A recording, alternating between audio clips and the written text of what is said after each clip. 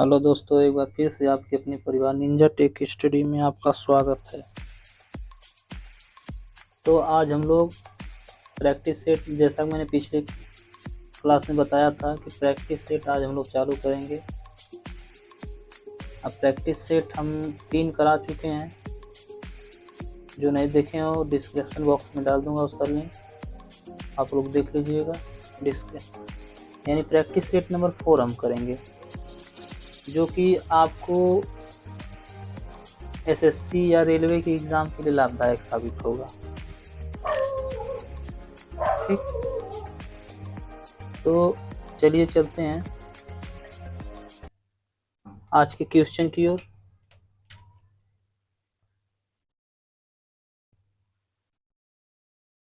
देखिए, ये रहा आपका पहला क्वेश्चन आपकी स्क्रीन पे। कह रहा है कि एक संख्या के 1/4 का 2/5 का 1/3 संबंधित 40 है। संख्या क्या है? पहले सवाल देखिए, एक संख्या का, तो मान लेते हैं कि वह संख्या क्या है। वह संख्या x मान लेंगे हम। जब एक संख्या वह संख्या x है, तो यानी x का 1/4 फिर का है तो फिर गुणा 2/5 का है तो फिर गुणा 1/3 बराबर संबंध है, तो यानी वो उसको बराबर है क्या है 40। इसको हल कर देंगे। देखिए, 2 दूना के 4, 2 5 10, 10 3 30, 30 का गुणा कर देंगे 40 में। x बराबर हो जाएगा आपका 40 गुणे 30, यानी x बराबर 4 3 12, 1200। ऑप्शन नंबर 2, ऑप्शन नंबर 2 आपका करेक्ट आंसर होगा। चलिए, आपको समझ में आ गया होगा, उम्मीद करते हैं। अगला प्रश्न देखते हैं। क्वेश्चन नंबर 2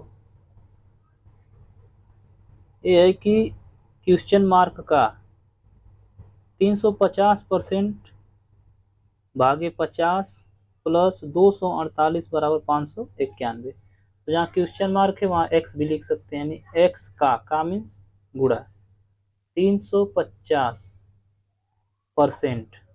अब परसेंट है, एक बार पहले सवाल लिख दे रहे हैं। 50 प्लस 248 बराबर 591।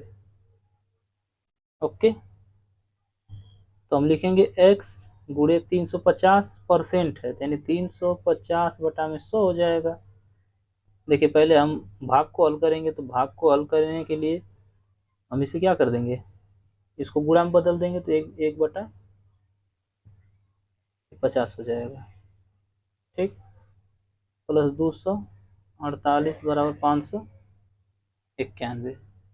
ये 0 0 कटा, 5 7 35, यानी कि ये हो जाएगा 7x बटा में 100 बराबर 591। इधर ही आ जाएगा तो -248, यानी 7x बटा में 100 बराबर, इसको घटा देंगे, घटाएंगे तो आएगा 11 में से 8 जाएगा 3। फिर यहाँ बचा क्या 8, 8 में से 4 जाएगा तो 4, अब 5 में से 2 जाएगा तो 3। x बराबर हो जाएगा 343, इधर आएगा तो 100 बटा में 7 हो जाएगा। देखिए, 7 का इसका एक क्यूब होता है तो ये 49 देगा, यानी x बराबर 4900, यानी 4900। ऑप्शन नंबर 1, ऑप्शन नंबर 1 आपका राइट आंसर होगा। ओके, देखिए क्वेश्चन कह रहा है कि निम्न में से सबसे बड़ा भिन्न कौन सा है। इसमें भिन्न पूछा है, सबसे बड़ा भिन्न कौन सा है निम्न में से। तो पहले हम देखिए ऑप्शन को लेके चल देते हैं। पहला देखिए, पहला ऑप्शन आपका है 15/19, दूसरा है 25/29, फिर है 9/13, फिर है 21/25 और 19/23। देखिए ऐसे सवालों में हम इसको बेसिक से भी लगा सकते हैं, या फिर इसको पहले हम एक चीज देख लेंगे, गैप से जल्दी आ जाता है कभी कभी। यहाँ कितने का गैप है? 15 और 19 में 4 का, 25 और 29 में भी 4 का, 9 4 13, ये भी 4 का, ये भी 4 का, ये भी 4 का। ये तो आसान हो गया। देखिए एक बात पहले जान लीजिए, यहाँ पे जब अंश और हर का अंतर, अंश और हर का अंतर समान हो तो, जब अंश और हर का अंतर समान हो तो जो अंश बड़ा होगा वह भिन्न बड़ी होगी, और जो छोटा होगा वह छोटी होगी। ओके, तो इसमें देखिए कौन सा, देखिए सब में 4 4 4 4 का अंतर समान है, तो सबसे बड़ा अंश कौन सा है? ये वाला है, ना 25 सबसे बड़ा है, तो हमारा यानी ऑप्शन नंबर 2 सही हो जाएगा, 25/29, क्योंकि बड़ा ही पूछा था। अगर छोटा पूछता तो हमारा तब आंसर क्या होता? 9/13, ये छोटा हो जाता है और ये बड़ा। ओके, चलिए बढ़ते हैं अपने अगले प्रश्न की ओर।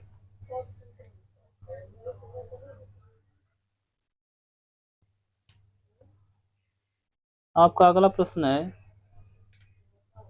आप जैसा कि देख पा रहे हैं, लिखा है कि 21 वस्तुओं का क्रय मूल्य 18 वस्तुओं के विक्रय मूल्य के बराबर है, तब लाभ या हानि प्रतिशत क्या है?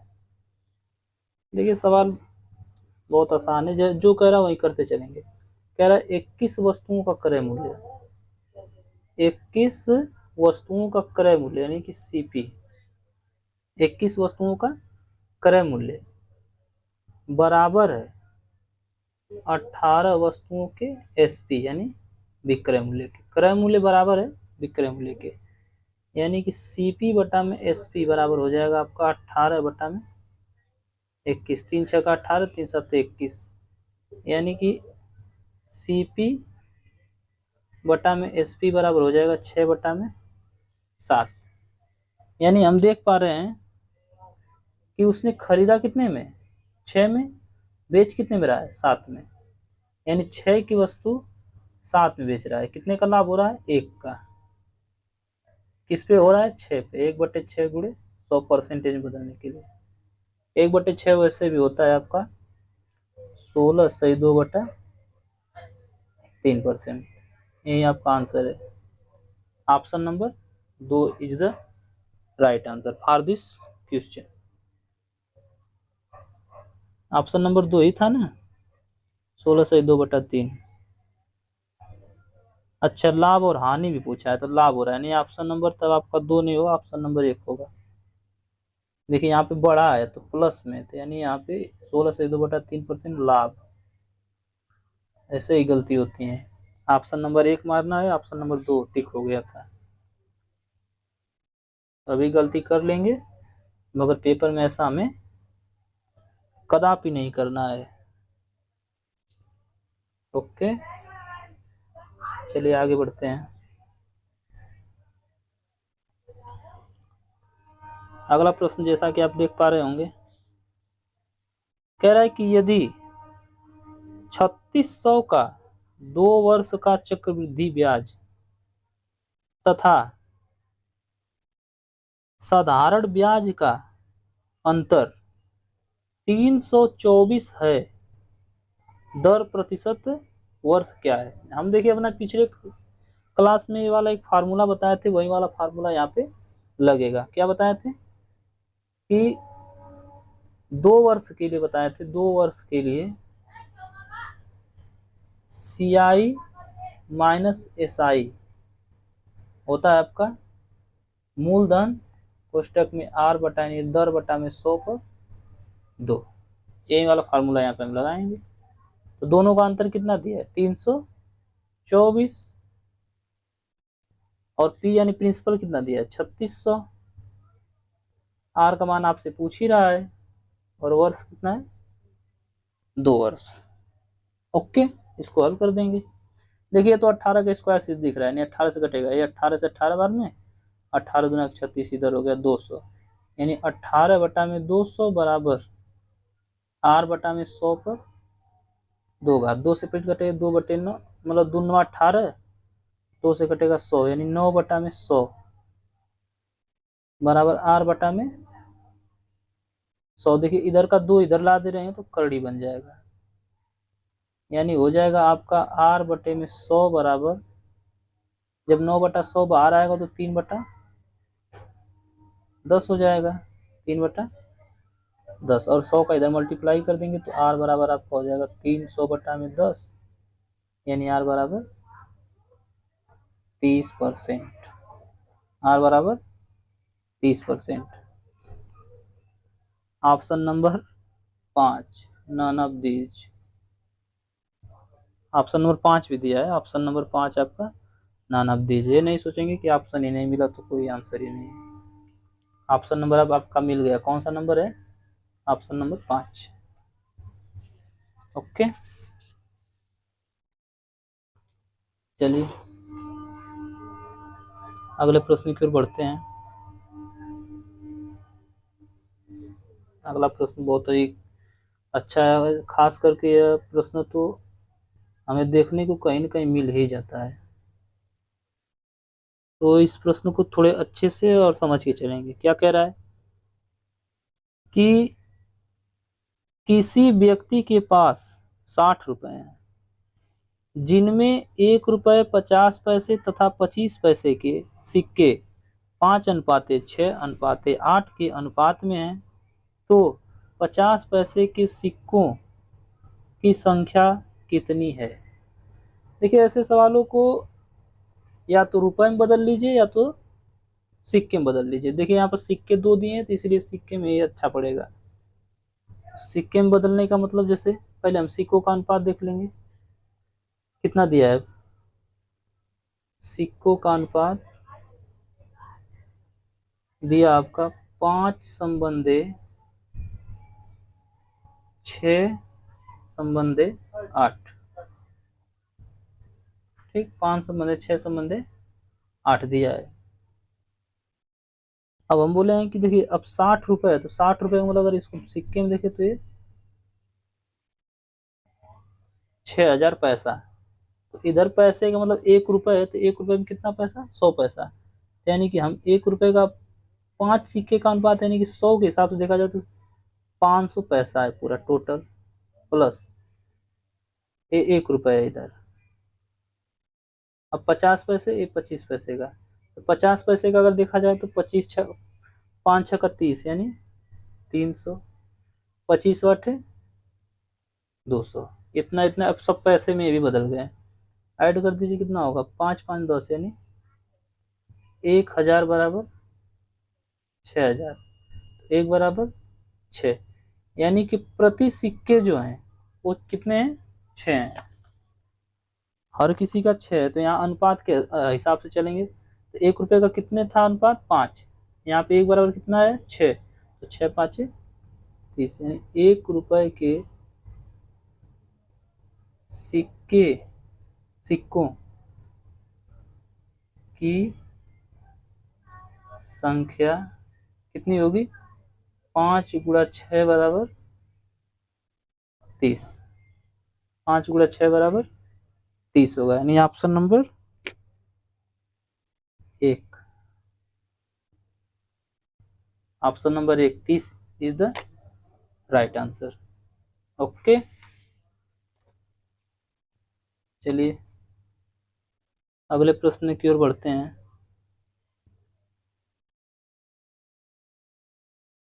अगला प्रश्न है, आप जैसा कि स्क्रीन पे देख पा रहे होंगे,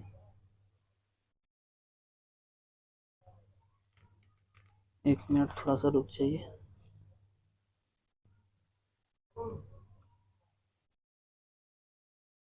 कह रहा है कि देखिए, कह रहा है कि नमक और पानी के, बहुत अच्छा सवाल है, इसको ध्यान से समझिएगा। अगर तनिक भी मिस्टेक किए तो आपको समझ में आएगा, फिर नहीं आप सोचेंगे कि गायब कहाँ हो गया इसका। थोड़ा ध्यान से, नमक और पानी के 25 लीटर घोल में, नमक और पानी की 25 लीटर घोल में 10% नमक है। ओके, इस घोल में से 5 लीटर पानी वाष्प द्वारा निकाल दिए जाने पर शेष बचे घोल में कितने प्रतिशत नमक है। देखिए सवाल देखने में जैसे मिश्रण के नाम पे कितने बच्चे डर जाते हैं, हमें डरना नहीं बिल्कुल भी। अभी प्रयास करते रहेंगे, आगे चल के इससे इसका डर दूर ही हो जाएगा बिल्कुल। जैसे देखिए 25 लीटर कह रहा है, ठीक, कह रहा है कि 25 लीटर, और उस 25 लीटर में आपका 10% क्या है, नमक है। तो 25 पहले कितना था आपका, मतलब प्रारंभिक में 25, और इस 25 में 10% आपका, 10% आपका नमक है। लेकिन अब क्या कह रहा है कि 5 लीटर जब वाष्प बन के निकल जाए, तो यानी आपका घोल कितना बचा है, 20। तो कह रहा है जब निकल जाए तो शेष बचे घोल में कितने प्रतिशत, यानी आप हमसे पूछ दिया, तो हम मान लेंगे कि x%। इसको हल कर दीजिए, 0 0 कटा, 5 दूनी 10, 5 पच्चे 25, 5/2 इधर आएगा तो 1/20 हो जाएगा, बराबर ये परसेंटेज में, तो इसको नीचे कर देंगे ऐसे 100, तो हो जाएगा आपका 500/40। 0 0 कटा, 2 से कटाइए, 2 दूना के 4, 2 से कटा 25, यानी x बराबर 25/2, यानी कि 12.5, यानी 12 सही 1/2%। ऑप्शन के हिसाब से ऐसे लिख दे रहे हैं, तो ऐसे भी ये भी एक्यूरेट ही है, सही है। तो ऑप्शन नंबर आपका 3, जैसा कि आप देख पा रहे होंगे, option number 3 is the right answer, 12.5%। यहाँ देखिए थोड़ा सा दिक्कत होगा यहाँ समझने में। कह रहा है देखिए उसने जो कहा वही मैं किया हूँ, कह रहा है 25 लीटर में 10%। अब कह रहा है कि जब 5 लीटर निकल जाए तो इसमें कितना परसेंट, तो जब निकल गया तो मान लिया x%, तो x का वैल्यू निकाल दिए यहाँ पे, x की वैल्यू कितनी आ गई, 12.5%। Option number 3 is the right answer. चलिए अब अगले प्रश्न की ओर प्रस्थान करते हैं। देखिए एनटीपीसी का भी आ गया, उसको मद्देनजर रखते हुए हम ये सब प्रश्न करा रहे हैं आपको। आपको बता दें कि एनटीपीसी हम क्रैक कर चुके हैं एक बार, मगर सेकेंड वाले में थोड़ा परिस्थितियां ऐसी बन गई कि फेल हो गए। चलिए देखिए अगला प्रश्न आपका, आप देख पा रहे होंगे जैसा कि आपकी स्क्रीन पे दिख रहा होगा। कह रहा है कि एक पिता ने 17 वर्ष और 18 वर्ष की आयु के अपने पुत्रों अपने पुत्रों के 16,400 रुपए, अपने पुत्रों के लिए, वहां रहेगा लिए के लिए 16,400 रुपए की वसीयत इस प्रकार की कि जब वे 20 वर्ष के हो जाएं तो उनको समान धनराशि प्राप्त हो। यदि चक्रवृद्धि ब्याज की दर 5% वार्षिक हो तो छोटे पुत्र का वर्तमान धनराशि में कितना हिस्सा है। देखिए, एक पिता के कितने पुत्र थे? 2 पुत्र थे। एक की उम्र थी 17 वर्ष और दूसरे की उम्र क्या थी? 18 वर्ष। इन दोनों के बीच में 1 वर्ष का अंतर है। कह रहा है कि जब इसके पिता ने वसीयत किया तो इनके नाम किया था 16,400 रुपए। कितने परसेंट के हिसाब से? 5%। लेकिन कह रहा है कि जब ये दोनों 20 वर्ष के होंगे, यानी कि ये 20 वर्ष का कब हुआ? 3 वर्ष बाद। और ये 20 वर्ष का कब होगा? 2 वर्ष बाद। यही जान लीजिए, समझना है। यानी कि एक को जो चक्रवृद्धि ब्याज मिलेगा वो 3 वर्ष का मिलेगा और एक को जो मिलेगा वो 2 वर्ष का मिलेगा चक्रवृद्धि ब्याज। लेकिन कह रहा है जब ब्याज मिल रहा है तो उनकी धनराशि वो क्या है? समान है। तो हमने एक फार्मूला पढ़ा है, ए बराबर होता है पी कोष्टक में 1 प्लस आर बटा में 100 पर एन का, एन हो या टी हो।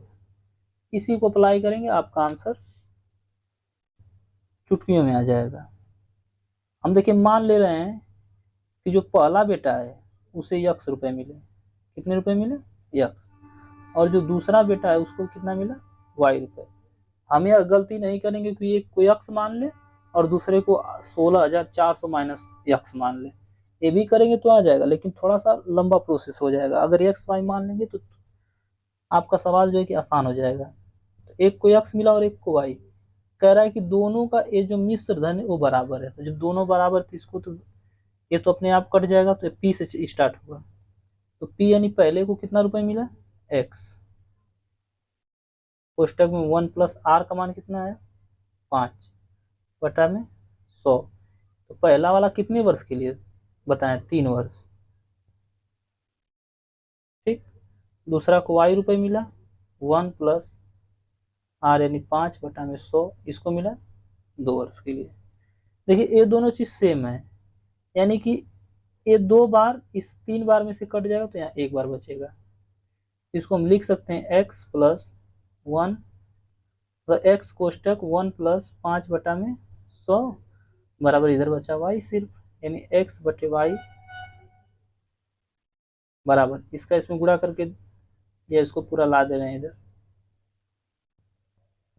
देखिए इसका इसमें गुणा कर देते अगर हम तो 100 और 5, 105 बटा में 100 होता, इधर आके उलट जाएगा तो यानी 100 बटा में 105 हो जाएगा। ठीक, यानी x बटे वाई बराबर हो जाएगा आपका, x बटे वाई बराबर हो जाएगा आपका एक कट के 20 बटा 21। ये जो आया ये रेशियो आ गया, यानी कि x रेशियो और y हम देखें तो 20 रेशियो 21 हो गया। ठीक, यानी कि दोनों को टोटल अगर देखें तो कितना मिला? 20 और 21 41, और टोटल पैसा था कितना? 16,400। एक बराबर देखिए 4 गुना है सीधा इसका, एक बराबर 400। पूछा था छोटे बेटे को, छोटे को कितना माने हैं यहाँ? यानी पहले वाले यानी छोटे वाले को 100 रुपए, तो छोटा वाला वही होगा ना जो 17 साल का है। तो छोटा नहीं एक्स का मान कितना निकाल रहे थे? देखिए एक्स बराबर 20 था, 20 का इसमें गुणा कर देंगे तो 400 गुणे 20, यानी कि 4 गुना 8,000 रुपये मिलेगा किसे? पहले लड़के को, उसके यानी छोटे वाले को। Option number 4 is the right answer. Okay, ध्यान से देख लीजिए और समझ लीजिए। सवाल देखिए बड़ा सिर्फ देखने में, अगर आपने गलत तनिक भी इसको इधर उधर माना तो आपका आंसर बिल्कुल भी नहीं आएगा, मतलब इधर उधर तो हो ही जाना है। जो सीधा सीधा आंसर आना है वो घुमा फिरा के देगा। चलिए देखिए इसी पर एक और सवाल दिखा रहे हैं आपको, इसी मेथड पे।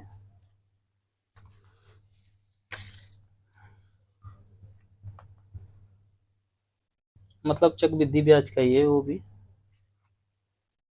जैसा कि आप अपनी स्क्रीन पे देख पा रहे होंगे। आप बहुत बार ऐसा सवाल पढ़े हैं। देखिए कह रहा है कि चक्रवृद्धि ब्याज की दर पर कोई धनराशि 2 वर्ष में 3 गुनी हो जाती है, 2 वर्ष में 3 गुनी हो जाती है, तो वह कितने वर्ष में 27 गुनी हो जाएगी। देखिए कितने लोगों को तो मतलब इसका एक शॉर्टकट ट्रिक फार्मूला पता है, उसको हम बता दे रहे हैं। एक और फार्मूला है इसका बता दे रहे हैं, आप लगाएंगे कैसे। देखिए ये जो ट्रिक है वो वाला यहाँ बता दे रहे हैं।